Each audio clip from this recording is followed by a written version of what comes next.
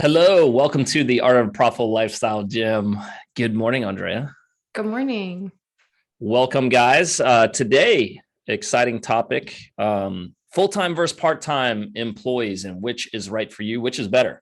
I love this topic, coming from a management background and spending a lot of time, as an employee. A lot of people don't know this, but by the time I opened my gym, I'd worked 17 jobs. Oh, Um, wow. And you some were like were 22. Yeah. And so, yeah, it's interesting. I've always worked, and some were job roles within similar companies or same companies, but, moving up promotion ladders and stuff like that. But you learn a lot being an employee of other people, who you have a boss, that oversees things, but also the skills that you pick up. So I love this topic when it comes to really looking at employee models for both what's good for operations and then like what's good for lifestyle when you start to look at yourself as an employee and an owner. Yeah. Um, Yeah, and so I think you've gone through the different versions in your gym. Like you had a season where you had a lot of full-time employees and now you have only part-time employees. So yeah, I think it's interesting to kind of like see what you learned and then also like kind of ask our audience listening, what are what do you because there's no right or wrong way to run your business, right? It's whatever you want it to be. But I think sometimes what happens is we're only taught one version. And so it's like, oh, I'm supposed to do it this way. I'm supposed to hire full-time coaches. I'm supposed to hire a manager. I'm supposed to be like outside of, there's just one sort of option. And so I think the point of this episode is to really kind of create a different version or different option for gym owners to like explore what what would my gym look like if I only hired part-time coaches? Do I want full-time coaches? Why do I want full-time coaches? Can I get what I want with a part-time team? So yeah, hopefully. you mentioned something before. The ironic thing is no one's really ever taught how to run a small business. And I went to business management school in the top one of the top management schools in the country for at University of Florida. And I started the business at 22. So as I'm going to management classes and like running my company, there was such a disconnect of what was being taught because so much of it was actually like Fortune 500 like models where there's just a big org chart. And then it really was very little to do relevance wise with running a small, owner operated business. And that's what I see a lot is like, we don't have the tools and the skills from a management side. It's all on the coaching skill set side and how to get people the outcome. So when you step into owner coach, there's a big gap and there's not really a playbook that's easy to find or that you're going to feel is relevant to you because you could be following someone at a different life cycle or different experience in their company. And it's like, well, what do I do right now based on the resources, the time, and then truthfully, like your personality has a lot to do with, are you a people person? Are you a good communicator? So yeah, we're going to dive into a lot of that stuff that I think has massive impact on what option might be best for you right now. And then even in the long term, may not be the model that you stick with. Yeah. So I think a good maybe question to start with would be how did you know you wanted to transition from full-time employees to part-time employees? And at what moment did you kind of have a like a light bulb tell you, I think I'm overstaffed? Mm. Um, I think for me, I had a lot of ambition to grow bigger. I felt like I could have more impact or more influence. So I was very eager to add things to my company. Um, and when I say that, I was focused on adding more programs. And the reason I think I look back and made that first leap to a first full-time employee was that the very first instance was I didn't have the time to work on building out another program or securing a larger space, all the things that really didn't have to do with operation, but it had to do with like growing and securing the resources. and I needed help from a class level standpoint, just space and room to like step into that new phase. So I was like, I need help. Anyone who can, who can just fill this spot. So you could say I was kind of excited for the next growth level, but also pretty tired of doing the same thing over and over again. I was ready for a new challenge too. And I look back and I'm like, man, being bored in your business is not such a bad thing when it's working and it's smooth and it's, producing. But that was the first realization of like mentally, I wanted help. And I just reached for the first person that was eager, and willing. Yeah. Okay. So I would argue that like hiring one full-time employee might not necessarily be like, it's not like a bad thing. I think it happens when it's like, okay, I hired one person. Oh, I need another one. Oh, I need another one. And I think for your case is like, because your mindset was, I want to be big and I want to have all these programs, it almost felt like I need a full-time person to run this program now. And now I need another full-time person to do this. And oh, now I need one full-time person to do that. And essentially you filled all of these spots, and that's where it kind of gets a little bit problematic. Yeah. Now, you never did a full-time person to just do PT, which I know is like a very common thing that happens now, where it's like you offer group classes, but you have this really extensive PT program and you have to put full-time coaches in there to service those two PT clients. That was in your experience. But it still kind of creates the same thing for the business, right? Like you have a business that is now responsible for like 3 or 4 full-time salaries, which is a little problematic when you're not one of those full-time salaries. And I think that tends to happen is like the owner's like, oh, I have to pay everything and I'll get what's left over. And, you don't like, and we've talked about this before, you don't make yourself a part of the equation. Well, truth be told, I did have personal training department and someone on staff, and only did that. So here's the interesting thing. So you take that situation I just told you about where I wanted a break. I was, probably about 3 years in to just being owner operator solo with at the time my brother. So we had a partnership.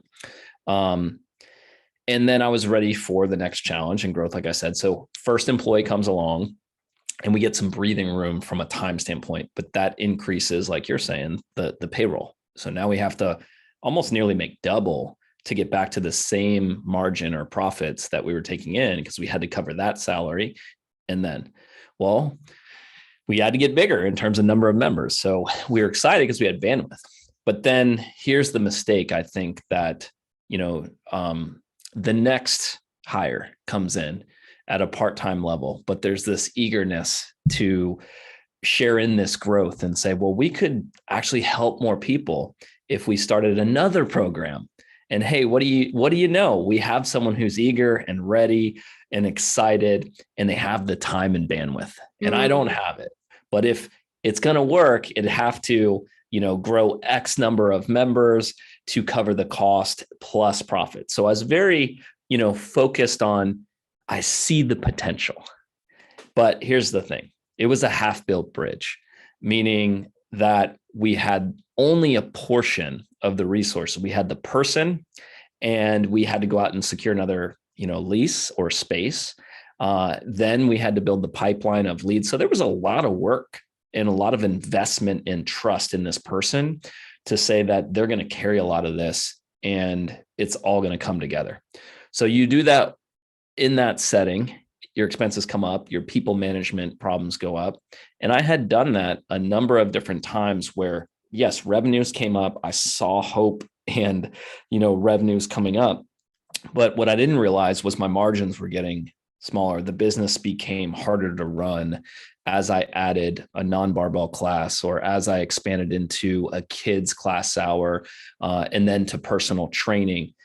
You could kind of look at it as leases grew, people payroll grew, and then the demand on the business to keep that machine bringing in enough leads and sales, it just complicated a lot of things. So I think that was my early look back of just saying I was ambitious. I had a lot of energy and people around me ready and willing to step into the coaching role. But there's a lot more to it than just having someone that says, hey, I'm excited to do this. I can do this. And just give me the opportunity. Yeah. Yeah. As you were saying, that is almost like the question you should be asking yourself is, what does the business need? And I feel like in that scenario, maybe the question you were asking yourself is like, what do I need to keep this person happy, excited, motivated, invigorated? Which is like Yeah. a good question to ask yourself as an owner, manager, boss. But I don't think it's the right question when you don't also pair it with, what does the business need? Because I think at that time, what the business needed was essentially just like, do what you've been doing, but better at a higher price, right? Like you're selling $120 memberships. Instead of creating a whole new program to bring in extra revenue, why don't you figure out how to make your group program more valuable so that you can sell it at 155, right? Yeah. The allure of growing bigger, I think, is aligned with success. And I think I got kind of trapped in that feeling like if I got bigger, I would feel more successful or more on track, with what my ambition was. And I think that was a lot of ego at the time. So I didn't stop to ask, what do I really want out of my business? Like you're saying. And then also, is this person who's bringing me this idea or fueling this opportunity the right person? And is that opportunity better served with a no? And sometimes I've just got caught up in the excitement of helping more people and influencing my local community. And I didn't even truthfully early on look at price increases because I didn't address the value piece of this. Like, am I worth more? Can I help more people, but at a higher rate because I can improve the level of service or quality? I think I kind of hid behind that for a number of years because I didn't want to confront raising my current member rates. I didn't want to have to compete with other competitors. So there was a lot of that. And so the excitement of creating something new was easier or maybe mentally more approachable.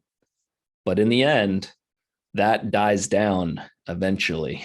And what is going to happen is you have a whole new business inside your business that feels a lot like the other business that now you have two businesses within your business to manage and another employee. So yeah, there's some hard lessons there and look backs of, I would do it completely different. But that's my message to a lot of people that say, hey, Chris, I want to own multiple gyms. I have this grand vision. I want to be, a franchise, or I want to do this. And there's a reason in the fitness industry, you do not see a lot of single owner operated multi-unit fitness. You see franchises and you see licenses. And it's because of the risk of and the volatility of people businesses. Yeah. And I think that's also good to point out that there are certain industries, because of the way that the service works, require very unique business models, right? Like the restaurant industry, they have their own models of how they hire people, and they have shifts, and it's just different. Right. And so I think that that's it's good to recognize that when you open your gym, you have to be in tune with what is the business model that is going to support the life that I want, and how do I make that work so that everybody wins. And I think what happens is a gym owner will open a gym, and they essentially, what, like you said, they expand horizontally as opposed to vertically. And so they're horizontally, meaning like they sell group and then they offer PT and then they add nutrition and then they do maybe like a athletic performance programming class, then they do Olympic lifting. And so it's like they have like this buffet style of like programs available that all come with cost. And it's essentially like, this is not the right model for, or it's not an efficient model, right? If somebody really wanted to do all of these things and they're like, I don't care, like, I just want to have all this stuff, I don't care about the overhead, I'll bring in the leads and like, I'll make it work, like, this is my vision, go for it. But if a gym owner is like, I want to have a lifestyle, I don't want to work all the time, I want to make good money, I want to serve my clients well, I don't really care about having this grandiose gym with all these programs and all these employees, like, what's the option for me? I think the option is like, there's a model that allows you to keep things simple, lean, and profitable, and that's going to require that you simplify your offers, right? You're not offering all of these things, you're offering one thing that your clients really need. You keep things lean, meaning you're not hiring like 3 or 4 full-time employees, but you're hiring a team of part-time coaches. And you keep things profitable, meaning you're selling your scalable group memberships, your profitable group memberships at a rate that can support your operating expenses, your income, and leave you some business profit without having to offer nutrition, PT, all this other stuff. It's optional, right? Like, it doesn't mean you can't, but it's just optional for you at that point. Yeah, I think that's a good way to put it, where you kind of have to, there's this concept in coaching, when you release an athlete to the next progression, it's earn, not given. Right. And if we applied that mindset to the owner of saying, you got to earn the next program or next business within your business, which means if you're starting out as a group, focus, that's your passion, bring that to a profitable level, bring that to a highly scaled, repeatable, simple, clear, in writing, all your processes level, so that, this thing generates consistently without, a whole lot of complexity or thought. That's where I think we start to get into the ability to start another business within your business or another program.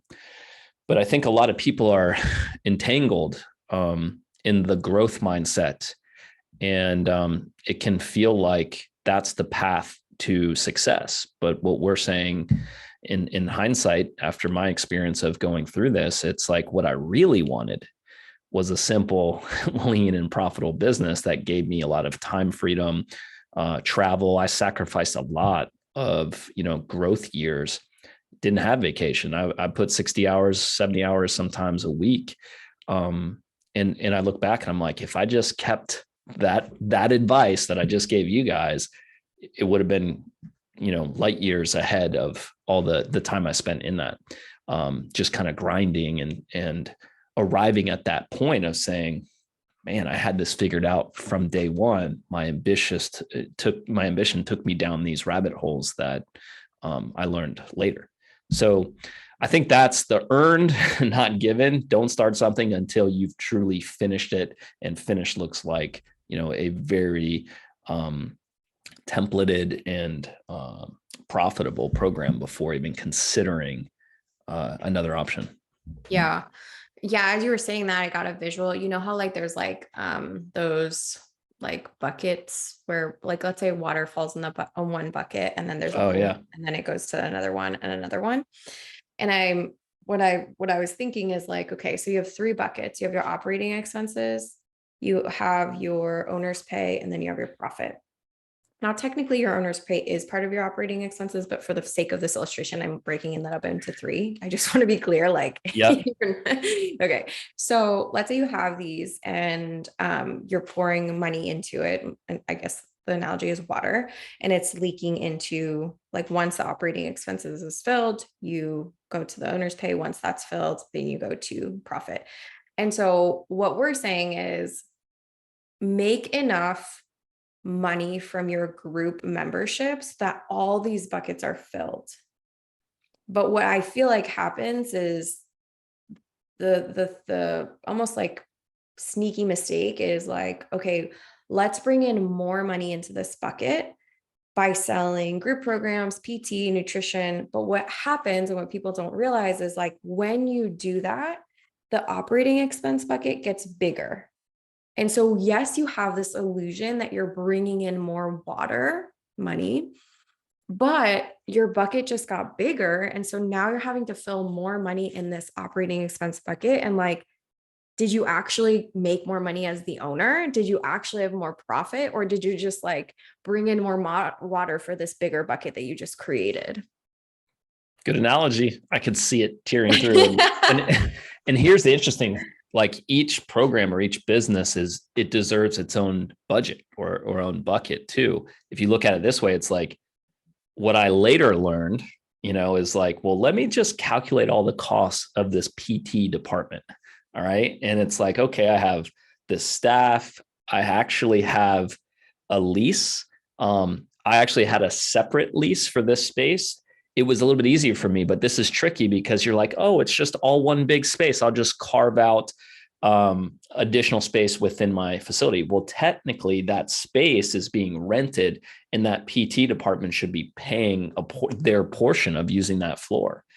And otherwise your group training is supporting all of those other expenses and it's stealing from the group training to support this other thing.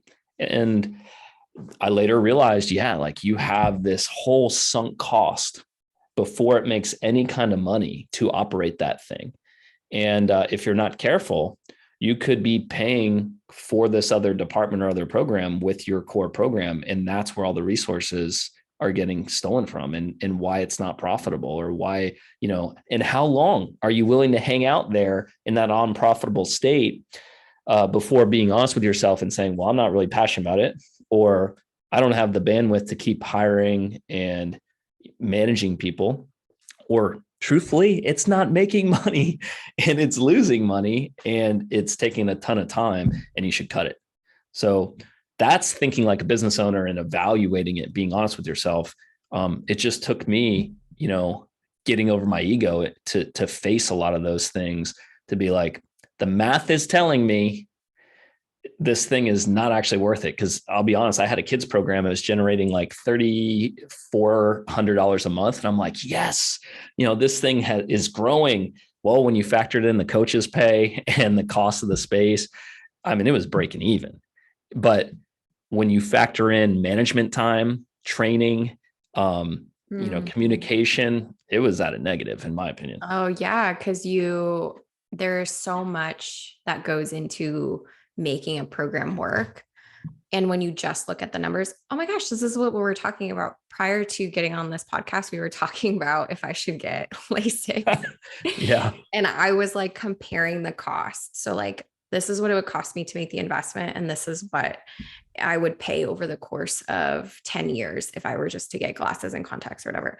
And the prices were like pretty break even. But what we weren't considering is like my lifestyle quality would be substantially bigger if I just like did LASIK. So it's the same thing. It's like when you just measure numbers, like here's what it brought in and here's what it's costing me and breaking even, but you don't consider the context of what is necessary to make that happen. Like I need to manage my team. I need to train them. I need to put thought and energy into this. Like I have to manage even the stress or, that comes up with like marketing this group because your coaches are just like, servicing, like all of that has to be factored into that analysis, because if it's not, then it's like you're making a not great comparison, right? Because if in the LASIK glasses example, if I had just matched numbers to numbers, like that's not telling the whole story, because obviously like my quality of life will increase if I get LASIK. So yeah, I mean, that's a great analogy. I think the lesson here, looking back, it's like you have to factor in growth doesn't always add up to growth of net income or net time freedom.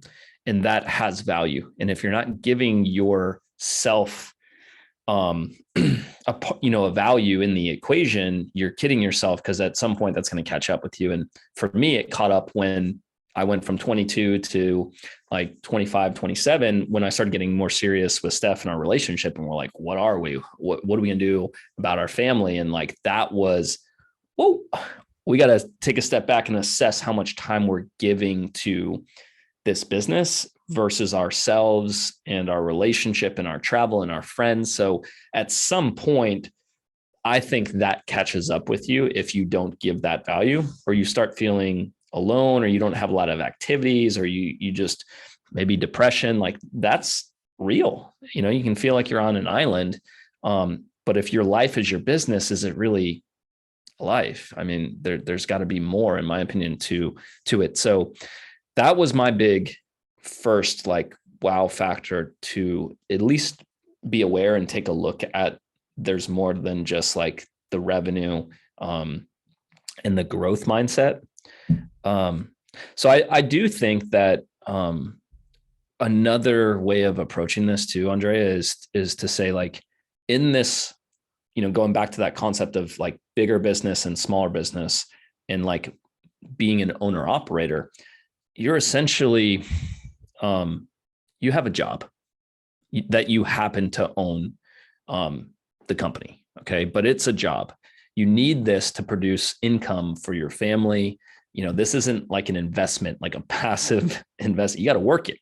Yeah. So sometimes people forget that the potential isn't the reality of right now. Like, you need cash to pay your mortgage or your rent or your family.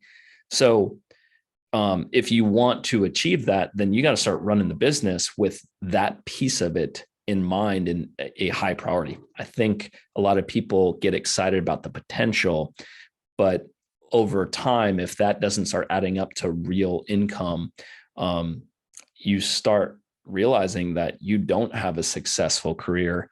You're not making it in the dream of owning this business and making it. And you have to ask yourself at some point, do you have too much staff or too many programs? And that's where the money is getting bled out. And that's just one area of starting to think about a leaner, meaning less complexity, less programs, leaner, meaning less expenses from a team standpoint, and start bringing it back to profitable, start bringing it back to easier to run, higher quality of life outside the business. Yeah. Yeah. And I think also that idea that you can completely remove yourself as the owner and kind of be like an investor partner. I mean, sure, I'm sure that's possible. Someone's probably done that, but I think there's that narrative is so glamorized when it's like the owner, CEO, like, is the leader of the company. If that's not what you want to do, that's fine. But then essentially you're just like removing yourself from the company. And when you remove yourself from the company, you're no longer an asset to the company. And so what would they pay you for? Right. So if you look at it like that, but if you are still part of the equation, like I think about big businesses that I follow, like the owner might work 3 days a week, and the quality and the work, that the value that they give the company is still very significant because they're the leader. Now they've set up their business where they have a 3-4 day work week, but they're not completely removed.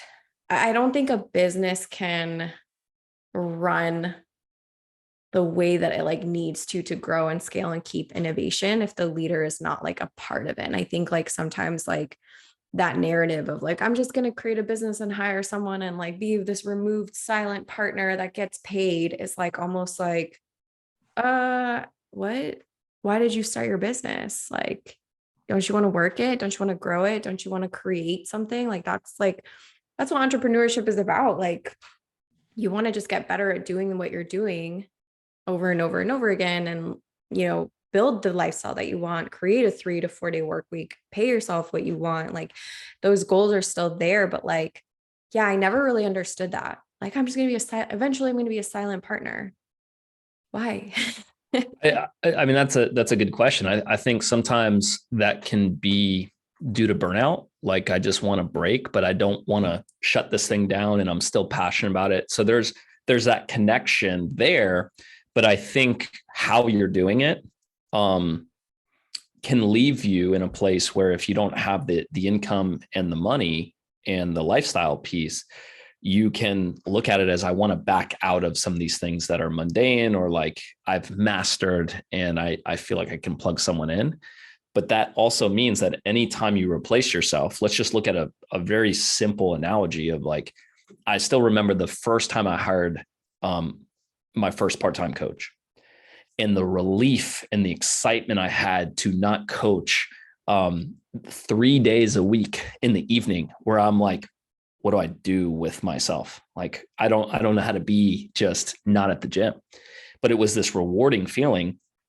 And that's that moment where you finally feel like you've got help and you've got a business, where meaning it's running and you're not needing to like be front and center.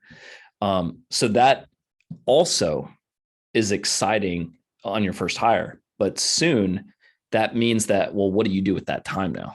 What do you do with yourself as the owner? Because you just took income out of your pocket. If you were the person working that, and say it was 3 classes and each class is $25 an hour, that's $75 per shift. And now you just essentially took out, what is that? $225 a week from your paycheck.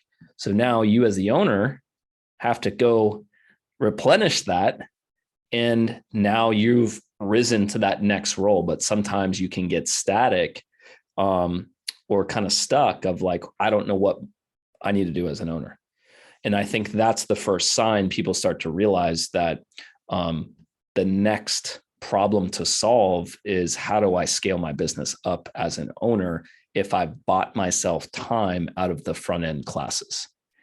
And I think our industry is stuck in this particular area of saying, if you guys have gotten into a position or around this area of saying, I'm an owner operator, I've got my classes, I've gotten myself off the coaching floor. Well, you've got to go work to replace that income that was from you, should be going to you, and then grow and scale up to then be able to get back to a profitable rate for managing that team, for having to go through hiring, training, scheduling, coverage, sick time. Like, that's all the stuff not getting equated into like dollars, and why so much of the budget's getting bled out. And people are like, man, this really isn't adding up to more income for me, but I feel like my business is easier to run because I've got people in it. And that's the challenge I think the industry is in now, of saying, we've got to learn to scale up as an owner operator in terms of our skills, our responsibilities. But that's where I see the part-time opportunity come in, and saying there's more work to be done on getting that coach owner off the floor and in a higher level seat, doing tasks that actually scale up the business. Yeah. So let's talk through this a little bit more. The full-time versus part-time, maybe look at it as like a progression. And here's my advice out there. If I had to do it all over again in terms of employees, okay, I think one of the first things that I realized is that you can overcommit to things that cost you money and they're not necessary. The first sign I realize a lot of young owners doing, or people without guidance, they'll go buy a full gym's worth of equipment and sink a lot of money into it, or even collect, a debt payment because they'll finance it. That's kind of the same thinking of if you add too many classes on the floor.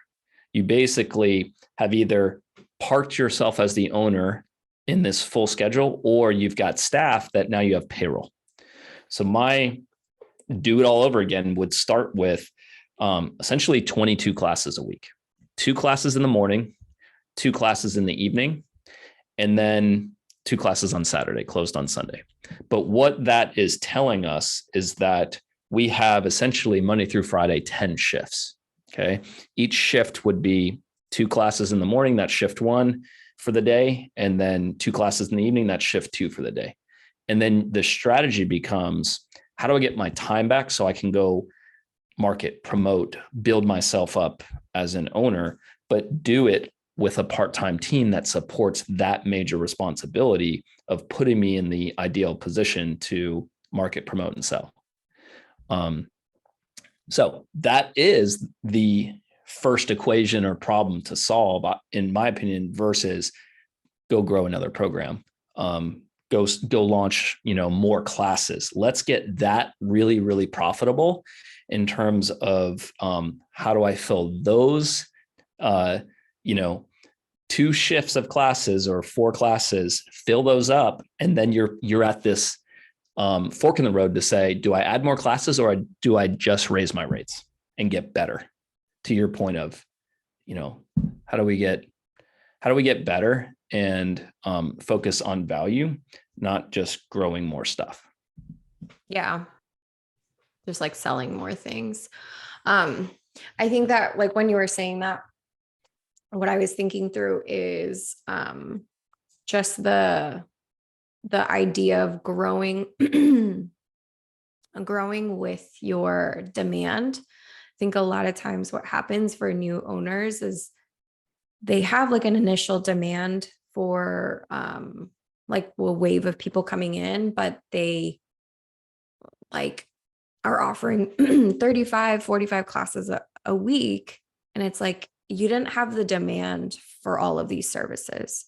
So what you're saying is like, start with like, if my demand is going to be at like, let's just say 22 classes a week, let's start there, fill those up before adding a 10 a.m., a 12 p.m. Whereas I feel like a lot of times what happens is like, well, no, in order for me to create demand, I have to offer all these classes so that people come and join those. It's like, no, that's backwards. Like have the 22 create the demand in other ways, like marketing your gym, get people interested in buying those classes, fill those up, and then add as needed, as opposed to like my marketing strategy is I'm just going to have a bunch of different hours. That's not a marketing strategy. That's just you offering different classes. And here's interesting too. And Andrea, this is probably the most common thing that we get is you've already grown your class schedule. You've already grown your staff, and that demand's not there or that payroll's there. And you feel committed to these relationships. You feel committed to maybe a few people in some of these classes that when you really break down the math, those classes are not making money. But that's like their workout time. Yeah. So you have to be honest with yourself. And I think a lot of people are backtracking. And this is what we call the correction. This is the state of the market of saying there has been too much growth and not enough focus on scale. So if you went back to that model I was telling you about of 22 classes and said, hey, this is the leanest and most profitable and simplest to run, would it be advantageous to go back to that? And if I did go back through that, that would actually accommodate how many people I have in my membership right now, and then reverse and correct a lot of the issues and problems you're experiencing. But that would require you to kind of give up some of the things that you've built that are not performing well, that are not needed. And this is where, we talk about part-time, full-time. I had at one point heavily relied on my full-time staff for off the floor coaching, like doing reports, following up with members, checking in on attendance, replying to, member support emails. And what at the time, I just didn't have the skill or the technology of software. But now fast forward, we've really integrated software to do a lot of that heavy lifting and do it better than a human, I'll be honest. But it removed and cut out this whole need for an administrative role beyond just the part-time coaching schedule. So some people are stuck there and saying, I need this person. There's all this work, on the back end that I can't organize and I can't keep up with. Well, the truth is it may be your process. It may be the way you have it systemized as well. And that employee, is not needed. And that outflow could be going to you. And then that's actually where your salary is. That's where your professional income as a coach is. Yeah. And I think it's worth saying it's not selfish for you to create a full-time professional income from your gym business. I think it's like a great thing for you to do because it allows you to serve your coaches, your members at a high capacity long-term. But if you don't make your salary a priority, you're just going to burn out. And that guy, I don't know why I always reference this article. It's probably because it made me so angry. Somebody wrote an article about how like poor, like it was just like a poor narrative of like, oh, struggling gym owners, all of them are leaving and boo-hoo, the world sucks. And I was just like, it doesn't have to be that way. The only reason that it is because we have so many gym owners putting themselves last. And I think it's because they think it's selfish to not do that. And it's not selfish for you to create a professional income, because that ultimately is going to put you at a place where you can really serve the people around you. But if you don't, what ends up happening is you're not giving from a cup that is full. You're going to burn out. And then now your business doesn't have a leader, your coaches don't have a leader. Like now everything doesn't work. So if you feel like it would be selfish for me to downsize in my team to pay myself more, I want you to think about it differently, because it's actually a not selfish thing to do. It's a very loving thing to do to like help create more impact long-term for your business and for your team and for your members.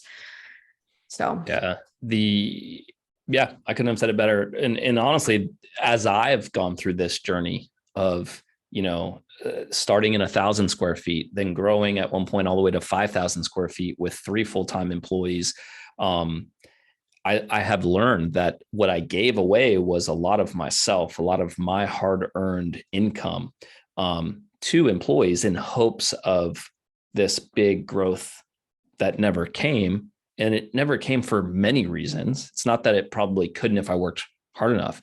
What I started realizing was my heart wasn't there. My passion wasn't there. The complexity of the business, the systems weren't there.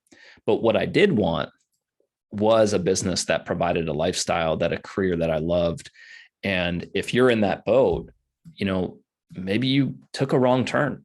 And that's part of business, is recognizing that and being humbled. But that's what we love, I think, about entrepreneurs, is we want the challenge. And what we also love is personal growth.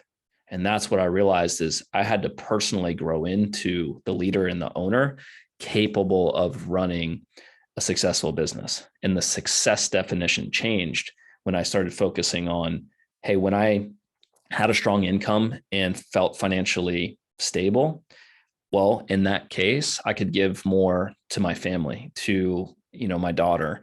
I could work on myself and have hobbies. And I started feeling rejuvenated each time.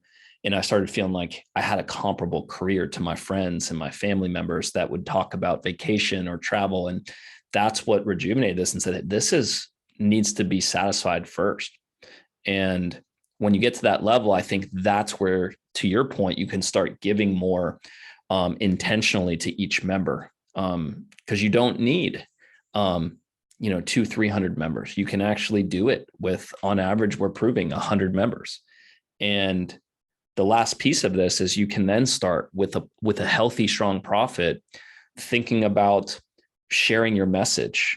And I think this is the value part for a lot of you that say, I got to make fitness affordable.